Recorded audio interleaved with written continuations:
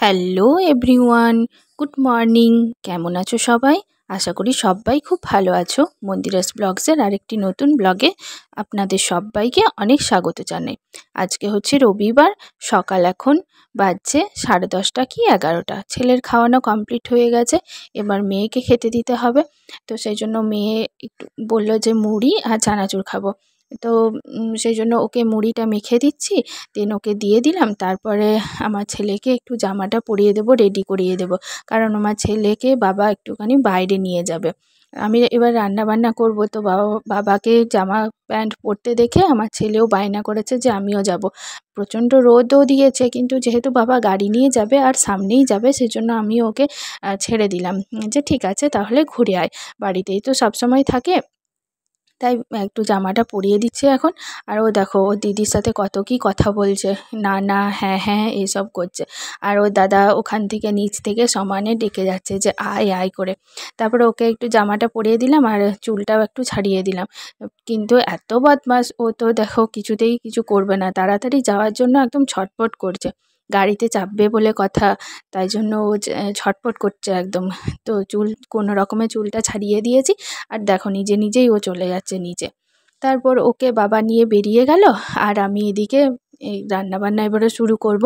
তো এখনও আমার খাওয়া হয়নি, কিন্তু টিফিন আমি করিনি। কিন্তু কী করবো বলো, রান্না তো আগে কমপ্লিট করতেই হবে। তাই শিলে জানো তো আদাটা একটু বেটে নিচ্ছি, মাছের ঝোল করব ওই জন্য। আর এখন সব কিছুই সবজি মানে মশলাপাতি যা কিছু আছে সবই দেখবে মিক্সিতে পেষা হয়ে যায়, কিন্তু একটু একটু জিনিস দেখবে মিক্সিতে পেষা যায় না। আর অনেকটাই আমি বেটে রেখে দিতে পারি ফ্রিজে, কিন্তু দেখবে শিলে বাটা হলে একটা অন্যরকম টেস্ট হয়। তো সেই জন্য আমি ভাবলাম যে শিলেই বেটে নিই। একটু একটু জিনিস, মাছের ঝোল, ডিমের ঝোল বলো, মাংসই বলো, আমি এগুলো না একটুখানি শিলে বেটে নিই আদা টাদা হলে। আর এগুলো বাটা হলে একটু বেশ অন্যরকম টেস্ট লাগে। তো আদা বাটার ওই জন্য শিলে বেটে নিলাম।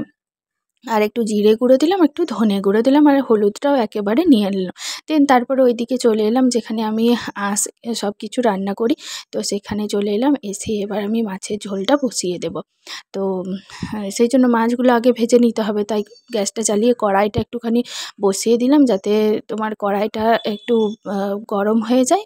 আর ততক্ষণে আমি এদিকে মাছগুলো একটু আঁশগুলো ভালো করে ছাড়িয়ে নিচ্ছি। এমনিতেই বাবা মাছের আঁশ ছাড়িয়েই নিয়ে আসে, কিন্তু তাও কি বলো তো একটা দুটো থেকেই যায়।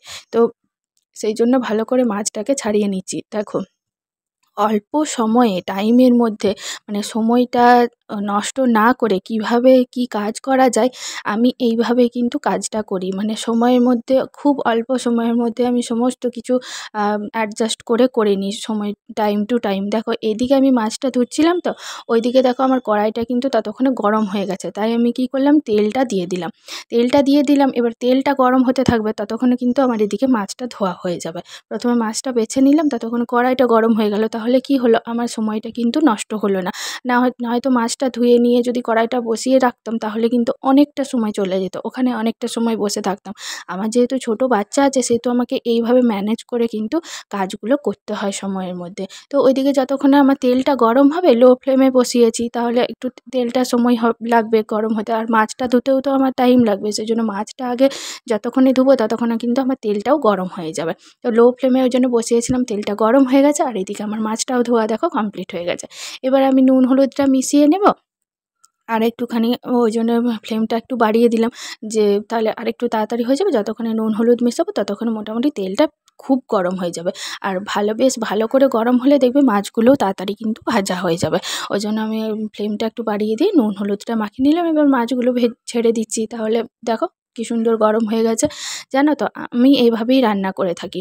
আর আমার বোন কি বলে জানো, আমি যেদিন হয়তো কাজ করতে করতে দেরি হয়ে গেছে, তো আমি বলি যে বাবারে এখনও দেরি হয়ে গেছে, রান্না হয়নি এখনও। তো আমার বোন বলে তোর তো তাড়াতাড়ি হয়ে যাবে রান্না বান্না করা, তোর চিন্তা কিসের। তো আমি এইভাবে এই জন্য রান্না করি বলে আমার কিন্তু অল্প সময়ের মধ্যে সমস্ত কিছু রান্না বান্না কমপ্লিট হয়ে যায়। তো সেই কারণেই তোমরাও যদি ম্যানেজ করতে না পারো এইভাবে কিন্তু করো, টাইমটা নষ্ট করো না। তো আমি ওইদিকে মাছটা দেখো ভাজতে দিয়ে দিয়েছি। মাছটা ভাজতে গেলে তো অনেকটা টাইম লাগবে, ততক্ষণে আমি কি করছি, টমেটো আর পেঁয়াজগুলো কেটে নিয়েছি। যেহেতু মাছের ঝোল করব, সেজন্য মাছের ঝোলের জন্য টমেটো লাগবে, পেঁয়াজ লাগবে।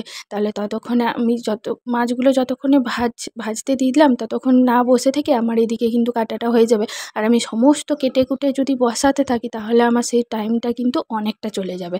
আর যেহেতু বাড়িতে ছোট বাচ্চা আছে, সেজন্য আমাকে মানে খুব সময় ধরে ধরে কাজ করতে হয়। আর ও তো এখন বাবার সাথে গেছে, তাই আমি চেষ্টা করছি যতটা সম্ভব তাড়াতাড়ি করে নিতে। কারণ এদিকে দেরি হলে জানো তো, ওকে স্নান করাতে দেরি হয়ে যাবে, খাওয়াতে দেরি হয়ে যাবে। তাই চেষ্টা করি আমি সময়ের মধ্যে কিভাবে কাজগুলো এগিয়ে রাখা যায়। দেখো ওইদিকে কিন্তু মাছটা ভাজতে দিয়েছি। মাছটা ভাজতে দিলে অনেকটাই টাইম লাগে, 1 পিঠ মাছ হতেই অনেকক্ষণ টাইম লাগে। তো সেই মধ্যে আমরা টমেটো, পেঁয়াজ সব কিছু কেটে নিলাম। 2টো করে রাখলাম, কারণ একটু পোস্তও করব, সেই জন্য পোস্তটার জন্য কেটে নিলাম। একেবারে কাটা হয়ে গেছে আমার এদিকে। আর ওইদিকে দেখো আমার মাছগুলো কিন্তু সুন্দর 1 পিঠ ভাজা হয়ে গেছে। এবার আমি একটুখানি উল্টে নেব মাছগুলো। তো উল্টে নিয়ে তারপর কিন্তু আমি আর বসে থাকবো না। তারপরে আমি কি করব সেটাও তোমাদের সাথে সবটাই বলছি। তো তোমরাও এইভাবে চেষ্টা করবে, টুকটাক করে এই টিপসগুলো ফলো করে দেখবে, তোমাদেরও কিন্তু অনেকটা সময় বেঁচে যাচ্ছে। যদিও কারোর বাড়িতে যদি বাচ্চা না থাকে, তবুও নিজের জন্য একটু টাইম বের করাটা কিন্তু অত্যন্ত দরকার। তো সেই জন্যই এই টিপসগুলো তোমরা ফলো করতে পারো। আর দেখো এখন ওইদিকে আমার মাছটাও ভাজা কমপ্লিট হয়ে গেছে। যতক্ষণে আমি ওইদিকে মাছটা ভাজছিলাম, ততক্ষণে আমি তো টিফিন করিনি, তো সেই জন্য টিফিনটা করে নিয়েছিলাম সেই ফাঁকে। আরেকটা মাছ যতক্ষণে ভাজা হচ্ছিল উল্টো পিঠটা, তো টিফিনটা করে নিয়েছি। এবার দেখো মাছটাও আমার ভাজা কমপ্লিট হয়ে গেছে। এবার মাছের ঝোলটা আমি বসিয়ে নেব। তো লঙ্কা দিলাম, আর একটু তেজপাতা দিলাম, আর একটু পাঁচফোড়ন দিলাম। দেন তারপরে পেঁয়াজগুলো দিয়ে দেবো এখন, আর তারপরে তোমার টমেটোটাও দিয়ে দেবো। দেন তারপরে মাছের ঝোলটা বসিয়ে দেবো। অ্যাকচুয়ালি জানো তো, এইভাবে কাজ করলে না, দেখবে কাজগুলো চটপট করে হয়ে যাচ্ছে। আর দেখবে খুব একটা তোমার খাটনিও হচ্ছে না, খুব কম খাটনিতেই দেখবে অল্প সময়ে সমস্ত কিছু হয়ে যাচ্ছে। তো এইভাবে আমি কাজ করে থাকি। এদিকে আমার মাছের ঝোলের জন্য টমেটোগুলো দিয়ে দিলাম। তারপরে দেখো এখন টমেটোগুলো একটুখানি বেশ সেদ্ধ হয়ে গেলে, ভাজা ভাজা হয়ে গেলে, তারপর আমি যে মশলাটা করে রেখেছিলাম সেই মশলাটাও একটুখানি দিয়ে দিচ্ছি।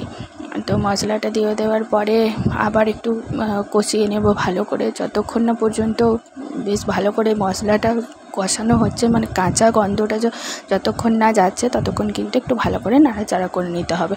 তো একটু নুনটাও দিয়ে দিলাম, আর একটুখানি চিনি দিয়ে দিলাম। নুন, মিষ্টি, ঝাল সব কিছু না হলে তো বেশ ভালো লাগবে না খেতে, তাই একটু চিনিটাও দিয়ে দিলাম 2 চামচের মতো, ছোটো চামচের 2 চামচের মতো চিনি দিয়ে দিলাম। দেন তারপর মশলাটা ভালো করে কষিয়ে নিয়েছি। এবার একটু জল দিয়ে দিলাম। এবারে ভালো করে নাড়াচাড়া করে নিলাম মশলাগুলো। আর একটা মাছের ঝোলের মশলা বাবাকে আনতে বলেছিলাম, তো সেটা আবার একটুখানি ঝোলটাতে দিয়ে দিলাম। ব্যাস আমার এদিকে ঝোলটা হয়ে গেছে। আর ওদিকে তোমার ধনেপাতাটা রাখা ছিল, সেই ধনেপাতাটা একটুখানি কেটে নিয়ে কুচি কুচি করে ধনেপাতাটা উপর থেকে ছড়িয়ে দিলাম। এবার একটু নেড়ে নেব ভালো করে। তারপরে একটুখানি ঝোলটা ফোটার পর আমি মাছগুলো দিয়ে দিচ্ছি। অ্যাকচুয়ালি বাবা আর আমি ঝোলের মাছ খাবো শুধু, তাই 2 পিসই মাছই ঝোলে দিলাম।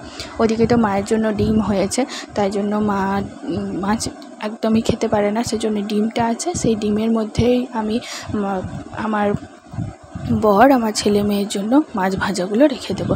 ও মাছ ভাজা খেতে খুব ভালোবাসে, বলে যে মাছ ভাজাটাই রাখবে, তো সেই জন্য মাছ ভাজাটা রেখে দিলাম, ঝোলে আর দিলাম না। আমি আর আমার শ্বশুরমশাই দুজনেই ঝোলে খাবো, তো সেই জন্য 2 পিস শুধু রেখে দিলাম। তো তারপরে ব্যাস দেখো ঝোলটা হয়ে গেছে, আমার ফুটে গেছে, ঝোলটা নামিয়ে দিলাম। এবার বাবাকে একটুখানি টেস্ট করতে দেবো, ওই জন্য ওই প্লেটটাতে দিয়ে রাখলাম, বাবাকে দিয়ে দিলাম। বাবাকে বললাম নুন মিষ্টি হয়েছে কিনা সেটা একটু দেখে নিতে। আর আমি ওইদিকে কড়াইটা ধুয়ে বসিয়ে দিলাম আবার একটুখানি পোস্ত করব বলে। তো মা দেখছি ওইদিকে নিরামিষিতে পোস্তটা করেই দিয়েছে। তো আজকে যেহেতু আমরা আঁশ খাবো, সেজন্য ভাবলাম টমেটো আর পেঁয়াজ দিয়ে পোস্তটা একটুখানি করিয়েই নিই। তাই জন্য পেঁয়াজটাও দিয়ে দিলাম আর একটু টমেটো দিয়ে দিলাম। মা অন্যান্য দিন মাকে বলে দিই যে আমি ওদিকে করব, কিন্তু মা আজকে ভুলে গেছে, সেই জন্য মা ওদিকে পোস্তটা করে নিয়ে যায়। আর পেঁয়াজ টমেটো দিয়ে পোস্তটা খেতে দেখবে খুব ভালো লাগে। নিরামিষ তো প্রায় দিনই খায়, তো সেই জন্য আজকে ভাবলাম যে ঠিক আছে চলো পেঁয়াজ আর টমেটো দিয়ে পোস্তটা আরেকবার করে নিই। তো সেই জন্য পেঁয়াজ আর টমেটো দিয়ে পোস্তটা আরেকবার বসিয়ে নিলাম। তো দেখো আমি করেও দিয়েছি, আর যেহেতু পেঁয়াজ আর টমেটোটা দিলাম আর একটু জল দিলাম, সেজন্য একটু নুনটাও দিয়ে দিলাম, তাতে টেস্টটাও হয়ে যাবে। আর ওদিকে হতে থাকুক পোস্তটা, একটুখানি জলটা মরতে থাকুক। এদিকে ভাতটাও বসিয়ে দিয়েছিলাম, ভাতটা তো আমার ফুটে গেছে। তো এবার আমি ভাতটা একটু নামিয়ে দেব, তো সেই জন্য এদিকে ভাতের কাছে এলাম। ভাতটা দেখছি হয়েই গেছে, ফ্যানটা ঝেড়ে নিচ্ছি একটুক্ষণ।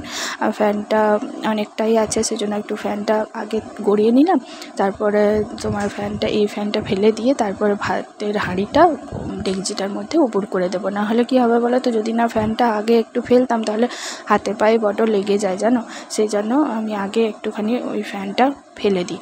ওইদিকে আমার ভাতের ফ্যানটাও গড়ানো হয়ে গেছে, আর এইদিকে দেখো আমার পোস্তটা হয়ে গেছে কমপ্লিট। নামিয়ে নিলাম, দেন তারপরে আমার ওদিকে কড়াই সব কিছু এবার ধুয়ে নেব, গ্যাসটাও পরিষ্কার করে নেব। তো ওইদিকে আমার সব কিছু কমপ্লিট হয়ে গেছে, আর এই পোস্তটা এবারে রেখে দিয়ে চলে আসছি, ঘরের ভিতরে রেখে দিয়ে চলে আসছি। এবার গ্যাসটা এইখানটা একটু পরিষ্কার করে নেব।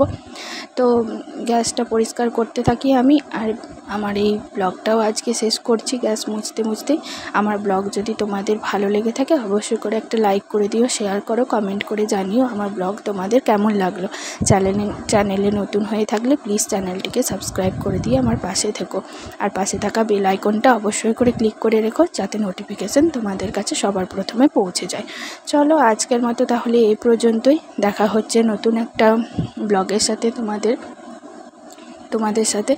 আর ততক্ষণের জন্য তোমরা ভালো থেকো, সুস্থ থেকো, পরিবারের সকলকে ভালো রেখো, আর অবশ্যই করে আমার এই ব্লগ কেমন লাগলো সেটা কিন্তু কমেন্ট করে জানিও।